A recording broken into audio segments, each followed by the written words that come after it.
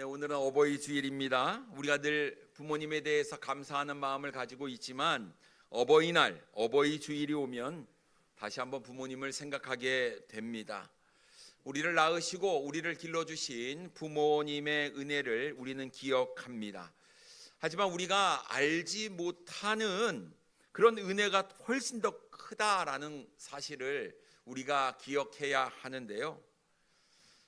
부모는 아이가 잠든 밤에도 힘들고 어렵고 또 가정을 이끌어 나가기 위해 노심초사 또 수고하고 일하고 계시죠.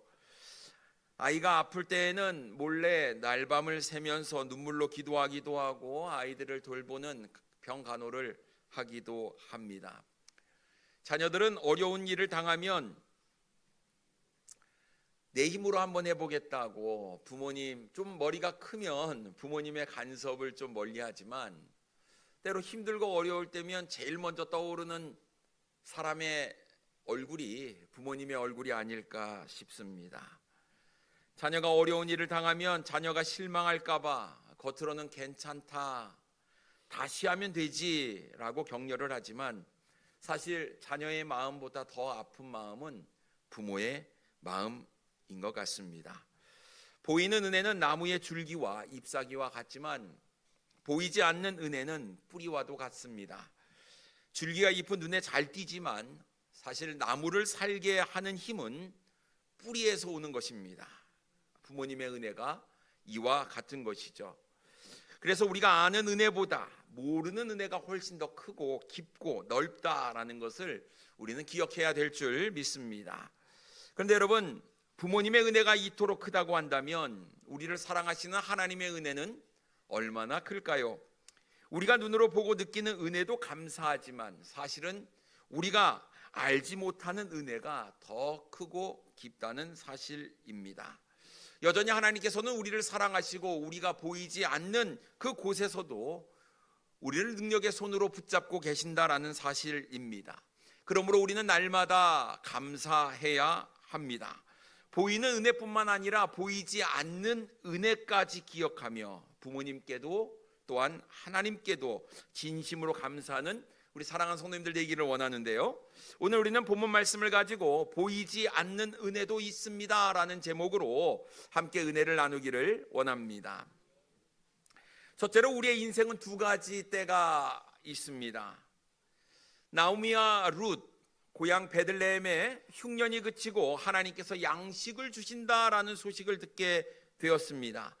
룻기 1장 6절 말씀에 보면 그 여인이 모압 지방에서 여호와께서 자기 백성을 돌보시사 그들에게 양식을 주셨다 함을 듣고 이에 두 며느리와 함께 일어나 모압 지방에서 돌아오려 하여라고 말씀하고 있습니다. 사실 이 베들레헴, 떡집이라는 뜻이잖아요. 항상 풍족한 곳이었습니다. 그런데 흉년이 들어서 먹을 것이 없는 거예요. 그래서 나오미의 집은 이 흉년을 피해 모압 땅으로 이주를 하게 됩니다.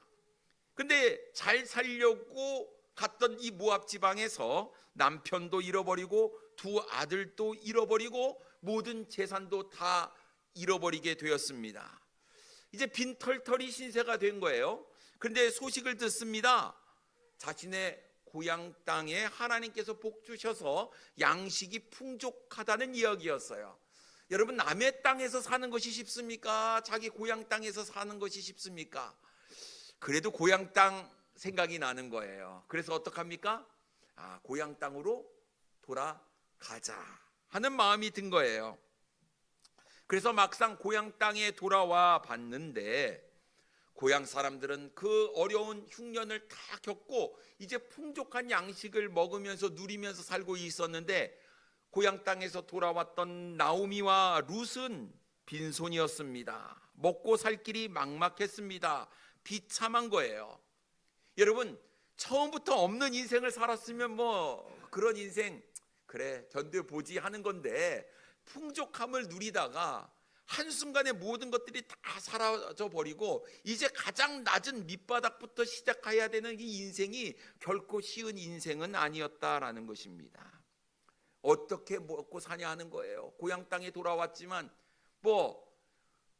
빌붙을 곳이 없는 거예요. 그나마 다행인 것은 룻이 살고 있었던 이 시대에는 이삭줍기가 있었습니다. 이삭줍기.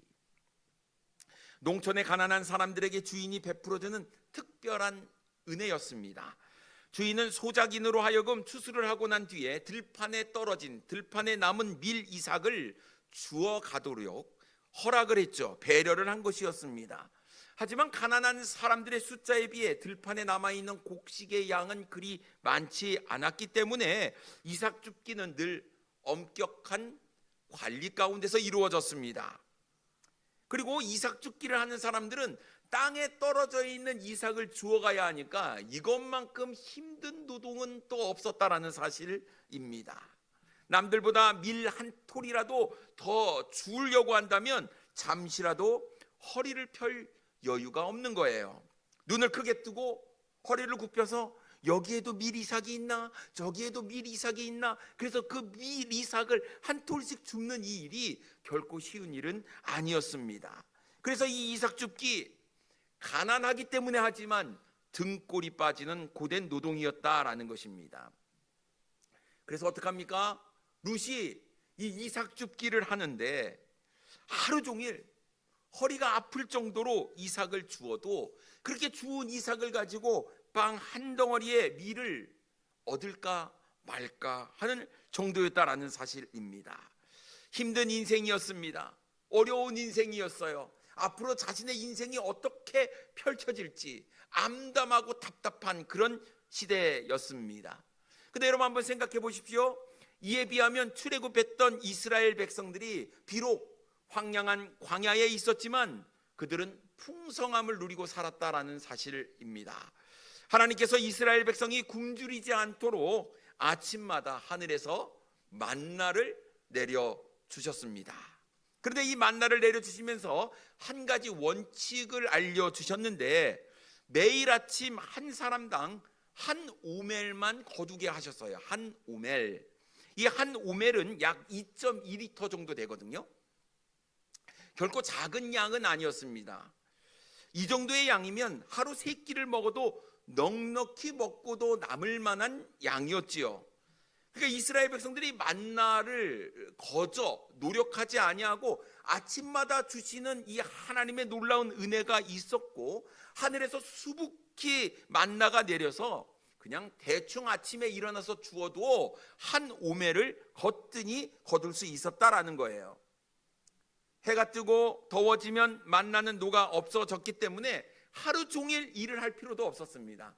아침에만 나가서 줍기만 하는 것이었어요. 이 하나님의 은혜가 황량한 광야 가운데서도 풍성한 은혜로 주어졌다라는 사실이지요. 그렇기 때문에 여러분, 우리의 인생 가운데 이 두 가지의 때가 있음을 우리가 좀 생각해 보아야 합니다. 우리의 삶이 풍성할 때가 있고 바짝 메마를 때가 있다라는 거예요.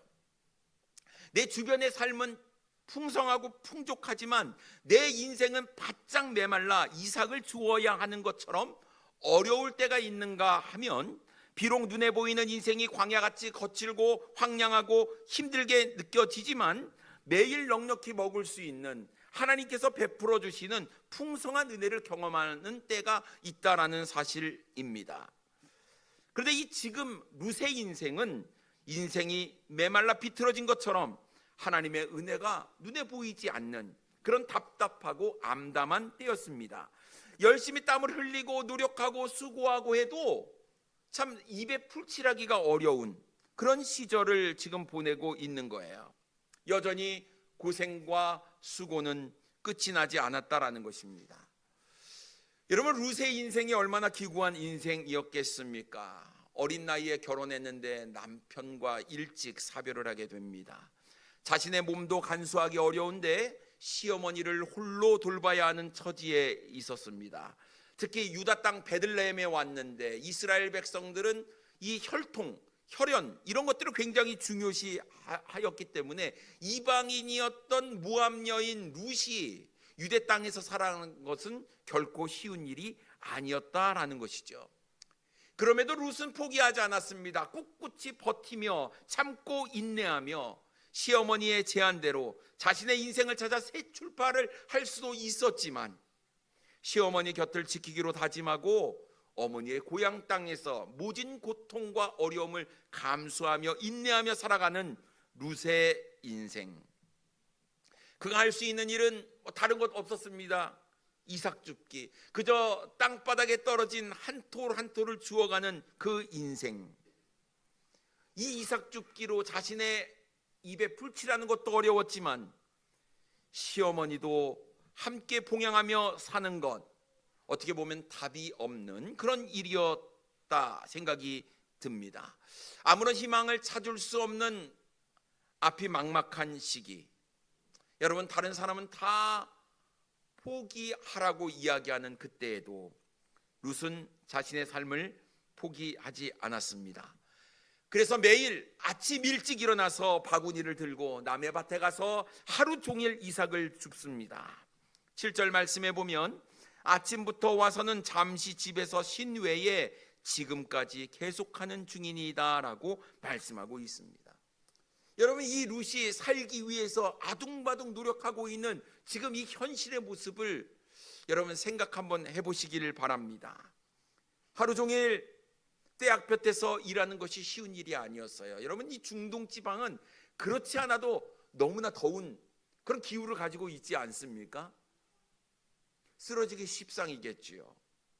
그러나 룻은 그 시어머니를 봉양하기 위해서 힘든 일을 마다하지 아니하고 최선을 다해서 오늘도 어제도 그제도 내일도 하루하루 사는 인생, 좀처럼 희망을 느낄 수 없는 그때에도 포기하지 아니하고 끝까지 성실하게 자신의 삶을 살아가고 있었습니다. 사랑하는 성도님 여러분, 우리의 인생은 지금 어떤 때를 지나고 있습니까? 인생이 광야같이 메마르지만 때에 따라 주시는 하나님의 은혜가 있어서 여러분 그 은혜로 살고 계십니까? 그러면 여러분 불평하지 말아야 되고 우리 마음 가운데 감사해야 합니다. 근데 여러분, 내 주변에 있는 사람들은 다들 잘 사는 것 같은데 내 인생은 앞이 보이지 않고 메말라 이삭을 주울 수밖에 없는 처지에 살고 있다면 여러분, 우리는 우리의 입술에서 나도 모르는 사이에 한숨이 새어 나오지 않을까요? 그러나 여러분, 절대로 포기하지 마시기 바랍니다. 버티시고 인내하시기 바랍니다. 하나님은 절대로 하나님의 자녀를 버리지 않는다라는 사실을 여러분 믿으시고 이삭을 주울 수 있는 환경이라도 주신 하나님께 감사하고 또 나에게 이삭을 주울 수 있는 힘이 있는 것을 하나님께 감사할 수 있는 우리의 믿음이 필요합니다. 그리고 버텨야 돼요. 버텨야 됩니다. 아무리 답답한 환경과 상황 가운데서도 하나님의 은혜는 여전히 우리의 삶 가운데 흐르고 있고 내가 알지 못하고 내가 보지 못하는 하나님의 은혜, 내가 생각하지도 못한 하나님의 은혜가 우리의 인생 앞에 기다리고 있다는 사실을 우리가 하나님을 신뢰하고 믿은 우리 사랑하는 성도님들 되기를 원합니다. 두 번째로 우리는 하나님께 받은 은혜를 생각해야 합니다. 날마다 이삭 줍기를 하는 룻에게 하나님의 은혜가 임했습니다. 보아스라는 사람이 룻에게 선의를 베풉니다. 8절 말씀에 보면 보아스가 룻에게 이르되 내 딸아 들으라, 이삭을 주우러 다른 밭으로 가지 말고 여기서 떠나지 말고 나의 소녀들과 함께 있으라고 말씀하고 있습니다. 여러분, 이삭 줍기 위해서 사람들과 경쟁 가운데 이 밭에서 조금 줍고 저 밭에서 줍고 여러분 이렇게 남의 눈치를 보면서 이 밭 저 밭 다니지 않아도 되는 룻은 보아스로부터 은혜를 입게 됩니다. 보통 사람들이 누리지 못하는 특권을 그가 누리게 된 거예요. 여러분, 얼마나 감사한 일이겠습니까? 자신의 생계를 유지하는 데 있어서 내가 이삭을 주울 수 있는 밭이 매일매일 주울 수 있는 밭이 있다는 거, 이거 감사한 거예요. 감사해야 될 일입니다. 여러분, 우리의 삶 가운데 하나님께서 내가 일할 수 있는 일터를 주신 거 우리가 감사해야 되는 거예요. 그뿐만이 아닙니다. 보아스가 룻의 안전을 보장해 줍니다. 9절 말씀에 보면 그들이 베는 밭을 보고 그들을 따르라, 내가 그 소년들에게 명령하여 너를 건드리지 말라 하였느니라, 목이 마르거든 그릇에 가서 소년들이 길어온 것을 마실지니라 하는지라라고 말씀하고 있습니다. 아무도 룻을 건들지 못하도록, 또 이방 여인이라고 핍박하거나 멸시하지 못하도록 보아스가 철저하게 룻을 보호해 줄 뿐만 아니라 이 더운 날 열심히 이삭을 줍게 할 때 얼마나 목이 타고 마르겠습니까? 한순간도 지금 물 마시러 갈 시간도 없는 거예요. 그런데 소년들이 힘들게 길러온 것을 마시게 해줄 수 있는 은혜도 베풀어 주었습니다. 그러니 여러분, 이 룻이 받은 은혜가 얼마나 크고 놀랍습니까? 룻이 너무나 이런 받은 은혜에 고맙고 감사해서 보아스의 행동에 이렇게 고백을 합니다. 10절 말씀에 보면 룻이 엎드려 얼굴을 땅에 대고 절하며 그에게 이르되 나는 이방 여인이거늘 당신이 어찌하여 내게 은혜를 베푸시며 나를 돌보시나이까 하니라고 말씀하고 있습니다. 이 은혜가 너무나 큰 거예요. 그런데 더 큰 은혜는 내가 이방 여인임에도 불구하고 당신이 나를 그렇게 돌봐주는 것, 인종차별하지 않는 것, 자신의 민족처럼, 자신의 가족처럼 대해주는 그 놀라운 은혜가 너무나 감사해서 땅에 엎드려 절하는 룻의 모습을 보게 됩니다. 룻은요, 은혜를 알고 감사하는 여인이었다라는 것이죠. 그런데 이 보아스의 은혜가 또 여기서 그치는 것이 아니었어요. 식사할 때 떡도 주고 볶은 곡식도 주어 룻을 배부르게 했다라는 것입니다. 14절 말씀에 보면 식사할 때 보아스가 룻에게 이르되 이리로 와서 떡을 먹으며 내 떡 조각을 초에 찍으라 하므로 룻이 곡식 베는 자 곁에 앉으니 그가 볶은 곡식을 주매 룻이 배불리 먹고 남았더라라고 말씀하고 있습니다. 참 받은 은혜가 끝이 없는 거예요. 내가 이 이방 여인으로서 이 유대 베들레헴에서 어떻게 살까 고민했는데 하나님께서 보이지 않는 은혜를 베풀어 주시는데 끝이 없는 놀라운 은혜가 이 룻에게 임했다라는 것입니다. 여러분, 이 룻에게 행한 이 보아스의 행동, 이 은혜가, 하나님께서 우리에게 베풀어 주신 은혜가 이처럼 크고 놀랍고 세밀하다라는 것을 보여주고 있다라는 것입니다. 사랑하는 성도님 여러분, 왜 보아스가 룻에게 이런 은혜를 베풀어 준 것이었을까요? 여러분, 룻이 보아스에게 잘한 것이 있습니까? 룻이 어떤 받을 만한 자격이나 어떤 받을 만한 어떤 일을 했습니까? 아무것도 없었어요. 그런데 무슨 이유로 룻에게 이런 은혜를 베풀어 준 것이냐 하는 거예요. 11절에 이렇게 말씀합니다.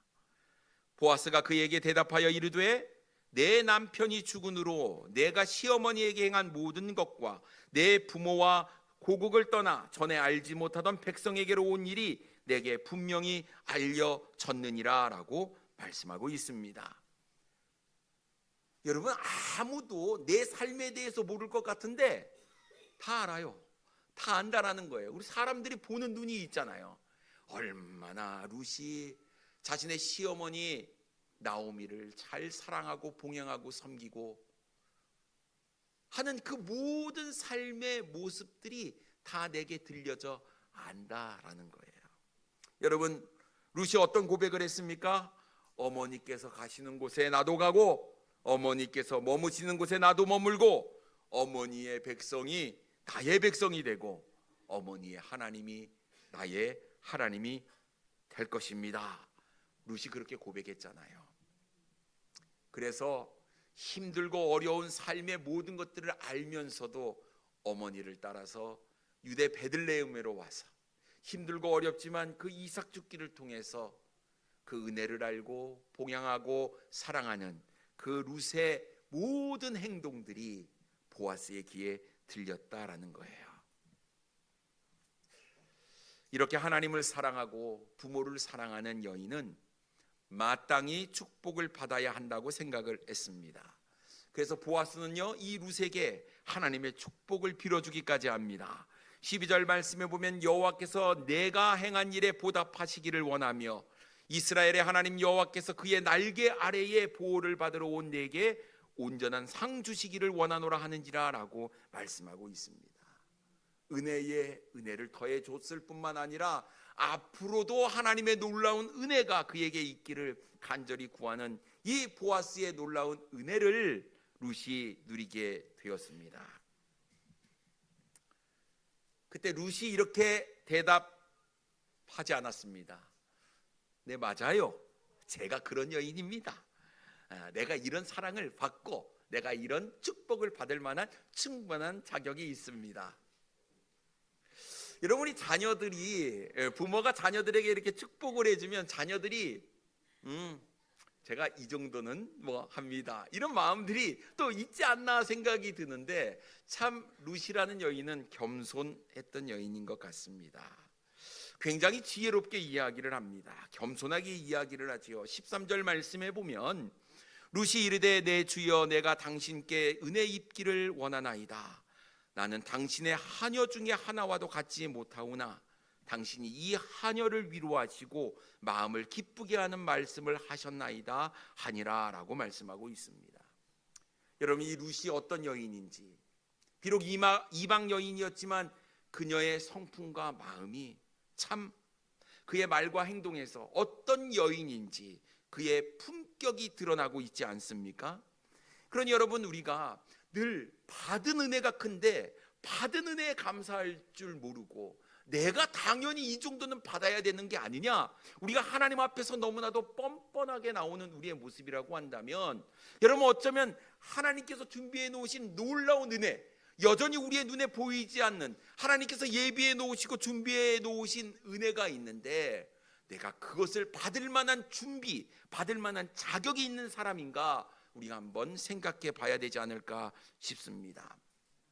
룻이 하나님께 받은 은혜가 너무나 많았고, 그는 불평하지 아니하고 자신에게 주어진 상황을 받아들이고 자신의 상황에서 내가 할 수 있는 최선을 다해 일을 했을 때 하나님께서 그 룻의 마음과 행동을 보고 그녀에게 은혜를 베풀어 주셨던 것처럼, 여러분 우리에게 주실 하나님의 놀라운 은혜가 있다는 것을 우리가 기억하고, 내가 아직 알지 못하고 보지 못하는 엄청나게 크고 놀라운 은혜가 준비되어 있음을 우리가 기억하고, 그 은혜를 받아 누리기 위해서는 내가 어떤 삶을 살아야 하는지를 우리가 기억하며, 여러분 우리의 삶을 하나님의 은혜에 감사하며 더 큰 감사를 할 수 있는 은혜를 우리가 누릴 수 있는 준비된 우리 모든 사랑하는 성도님들 되기를 원합니다. 그러나 여러분, 보이지 않는 은혜가 있는데 우리 하기 나름이다, 절대로 포기하지 마시고 무너지지 마시고 끝까지 작은 것에도 감사하며 하나님께 어떻게 해서든지 이 감사의 표현을 하는 우리의 삶이 된다면, 우리 주님께서 우리의 삶의 모습을 보고 우리가 알지 못하는 더 큰 은혜를 우리에게 베풀어 주시리라고 믿습니다. 세 번째로, 우리가 보지 못하는 하나님의 은혜도 있음을 깨달아야 합니다. 지금까지 받은 은혜도 엄청났지만 이것이 전부가 아니었습니다.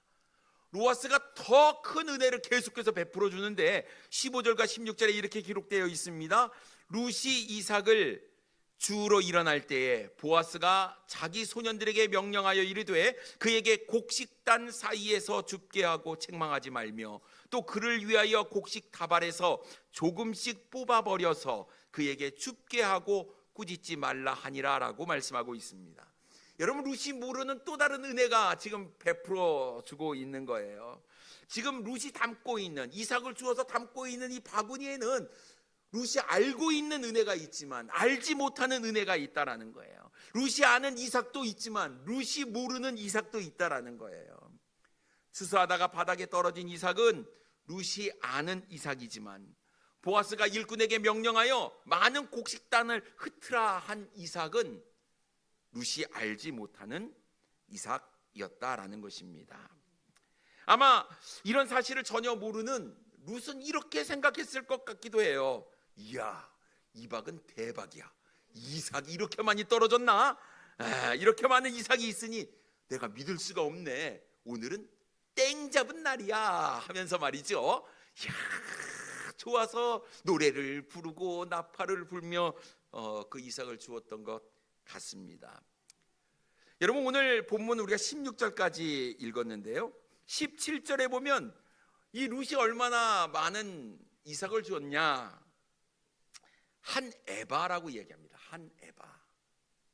에바는요 22리터 정도가 되는 거예요. 이스라엘 백성들이 만나를 줄 때 하루의 양식이 한 오멜 2.2리터예요. 10배가 많은 것을 하루에 주은 거예요. 얼마나 풍성한 은혜. 여러분 이삭 죽기로 했는데 22kg짜리 쌀 한 가마니를 들고 오게 생긴 거예요. 이삭 죽기가. 여러분 이 은혜가 하나님께서 룻이 알지 못하는 그 은혜를 베풀어 주셨다라는 사실이에요. 여러분 지금 룻이 보아스의 밭에서 이삭을 주울 수 있었던 은혜도 앞으로 룻이 얻게 될 더 큰 은혜에 비하면 너무나 보잘것없는 아무것도 아닌 것이었다라는 거예요. 근데 여기에서 그치지 않고 하나님께서 이 룻에게 더 큰 은혜를 베풀어 주시는데 그 큰 은혜는 이 룻이 하나님의 인도하심 가운데 보아스의 아내가 됩니다. 나는 당신의 하녀와도 같지 못하는 여인입니다 라고 룻은 고백했지만 하나님께서는 보아스의 아내로 룻을 만들어 주지요. 그리고 이 보아스와 룻 사이에 아들이 태어나는데 그 아들이 오벳입니다. 이 오벳이 어떤 사람이냐? 여러분 이스라엘의 왕이었던 다윗의 할아버지가 오벳이죠. 그뿐만이 아닙니다. 여러분 이 다윗의 자손에 누가 나옵니까? 예수 그리스도 메시아가 나오는, 하나님께서 룻을 너무나 놀랍게 사용해 주신 것을 보게 됩니다. 여러분 우리가 인생을 살면서 이런 사실에 주목할 수 있어야 합니다. 어떻게 룻과 보아스의 만남이 이루어졌는가 하는 거예요. 3절 말씀에 보면 룻이 가서 베는 자를 따라 밭에서 이삭을 줍는데 우연히 엘리멜렉의 친족 보아스에게 속한 밭에 이르렀더라라고 말씀하고 있습니다. 룻과 보아스의 만남이 우연히 이루어졌다고 기록이 되어 있네요. 그대로 우리가 믿음이 없으면 우리의 삶 가운데 일어나는 모든 일이 우연히 일어난 것이다 생각을 하는데, 여러분 우리가 이것은 우연이 아니라 하나님께서 나를 사랑하여 주셔서 나의 삶의 태도, 하나님을 바라보는 나의 믿음을 보고 하나님께서 하나님의 계획과 섭리와 하나님의 작정 가운데 베풀어 주신 은혜라는 것을 우리는 믿지 않습니까? 우리는 믿음의 눈으로 보기 때문에 그렇습니다. 나를 사랑하시고 나를 구원하여 주신 주님께서 내 편이시기 때문에 우리는 그 은혜가 우리에게 주어졌다라는 것을 우리는 믿는 것이죠. 그래서 여러분 우리에게는 우연이 없습니다. 우연히 이삭이 많았네, 우연히 나에게 이런 축복이 임했네. 아니에요. 우연이 아닙니다. 하나님의 놀라운 계획 가운데 주어진 것이죠. 그러니 여러분 생각해 보십시오. 지금 내 삶 가운데 내가 아무리 기도를 해도 내 기도 응답이 이루어지지 않는 것 같아요. 내가 이거 기도를 해야 될까 말아야 될까, 계속 해야 되는 것이 맞을까 아니면 그만두는 것이 맞을까. 여러분 룻의 인생을 보면 우리는 포기하지 말고 계속 기도해야 되는 거예요. 그 기도의 끝에 하나님께서 주시는 내가 알지 못하는 놀라운 은혜가 있다라는 것이죠. 그러니 여러분 때로는 하나님께서 우리에게 기도 응답의 은혜를 주실 수도 있지만 때로는 거절의 은혜를 우리에게 주실 수도 있다라는 거예요. 그것을 내 기도를 거절하시고 하나님께서 다른 은혜를 주실 수도 있다라는 거예요. 그러니 우리의 마음, 우리의 믿음은 여전히 하나님을 향해서 변함없이 끝까지 포기하지 아니하고 믿음으로 나아가는 우리의 믿음이 필요하다라는 것입니다. 룻과 같이 어려운 상황, 공고한 상황에서도 은혜를 주시는 하나님을 우리가 바라보고 기대하는 믿음이 우리에게 있어야 하는 것입니다. 보이는 것이 전부가 아니라 보이지 않는 은혜가 있다는 사실, 우리가 깨닫지 못하는 손길로 하나님은 우리의 삶을 인도해 가신다는 사실, 때로는 우리의 삶을 돌아보며 왜 이 순간 이런 일이 있었을까, 그것도 하나님의 은혜임을 우리가 믿음으로 바라보고 앞으로 이것을 통해서 더 큰 은혜를 주시는, 내가 알지 못하고 보지 못하는 그 은혜를 예비해 놓으시고 기다리고 계시고 때가 되면 베풀어 주실 그 은혜가 있기에 여러분 절대로 낙심하거나 포기하지 않는 우리 사랑하는 성도님들이 되기를 원합니다. 그러니 여러분, 보이지 않는 하나님의 은혜, 그 은혜로 인도하시는 신실하신 나의 아버지 하나님을 끝까지 신뢰하시고 믿음으로 살아가시는 우리 사랑하는 성도님들 되기를 원합니다. 기도하겠습니다.